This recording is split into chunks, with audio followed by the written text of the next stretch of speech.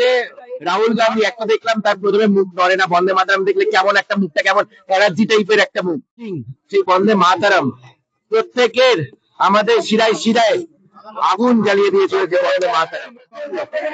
এই পশ্চিমবঙ্গ বাঙালির মাটি, এই পশ্চিমবঙ্গ ভারতবর্ষের স্বাধীনতা সংগ্রামের যে আতুর ঘর, আর এই পশ্চিমবঙ্গের মাটিতে বঙ্কিমচন্দ্র চট্টোপাধ্যায় তিনি বন্দে মাতারামের কালজয়ী সেই রচনা করেছিলেন।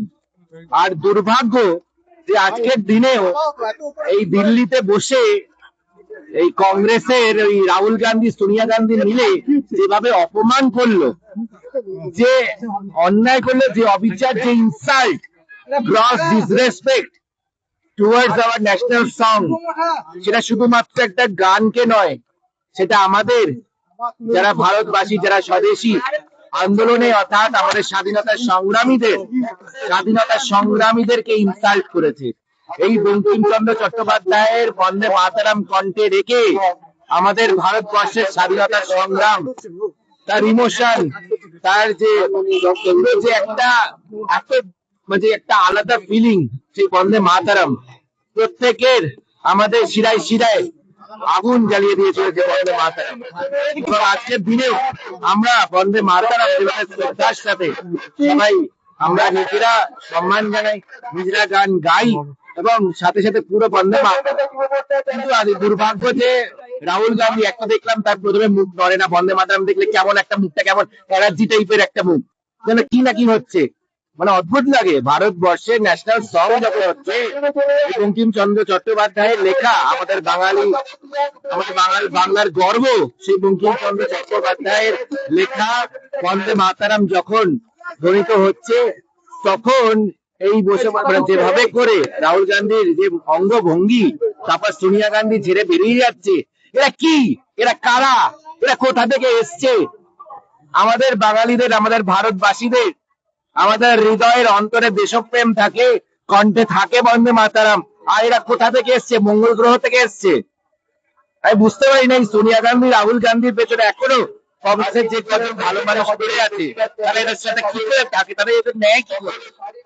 এই যে এইভাবে অন্যায় করেছে, যে ইনসাল্ট করেছে, যে ডিসরেসপেক্ট করেছে বন্দে মাতারামকে, তার প্রতিবাদে আজকে আমরা পশ্চিমবঙ্গের যুব সমাজ মশাল মিছিল করে সরাসরি কংগ্রেসের যে এখানকার রাজ্যের যে সদর দপ্তর আছে তার বিরুদ্ধে বাংলার অপমান, বাঙালির অপমান এবং সমগ্র ভারতবর্ষের অপমান যারা করেছে এই কংগ্রেস, মানে এদের যারা কংগ্রেস করে এর পরেও তাদের কোথাও জবাব দেওয়া উচিত। এটা কি, এরা কারা, কাদের ভক্ত? এই রাহুল গান্ধী আর সোনিয়া গান্ধীর ভক্তরা। সেই বন্দে মাতারাম আমাদের দেশের ন্যাশনাল সং, আর বন্দে মাতারাম সেই গানকে যেভাবে করে ইনসাল্ট করলো রাহুল গান্ধী আর সোনিয়া গান্ধী, এ মেনে নেওয়া যায় না। রাহুল গান্ধী বন্দে মাতারাম যখন শুরু হলো, তার মুখটা দেখে মনে হচ্ছিল বাবা কোথায় এসে পড়েছে। মানে আমাদের দেশের ওটা ন্যাশনাল সং, আমাদের বাঙালির গর্ব, আমাদের দেশের গর্ব। দেশকে এরা যদি দেশের ইতিহাস না জানে, আমাদের স্বাধীনতা, আমাদের প্রত্যেকের হৃদয়ের অন্তরে দেশপ্রেম আর কণ্ঠে বন্দে মাতারাম, আর সেই বন্দে মাতারামকে তোমরা ইনসাল্ট করবে আর পার পেয়ে যাবে। আমার তো অদ্ভুত লাগে। আমার প্রশ্ন, সেই যারা এখনো অবশিষ্ট কেউ কংগ্রেস করে, যে ভদ্রলোকরা যে কজন আছে, তাদের জিজ্ঞেস করে তারা কি করে রাহুল গান্ধী সোনিয়া গান্ধী এই রাজনৈতিকে তারা সমর্থন করে। তাদের প্রতিবাদ করা উচিত।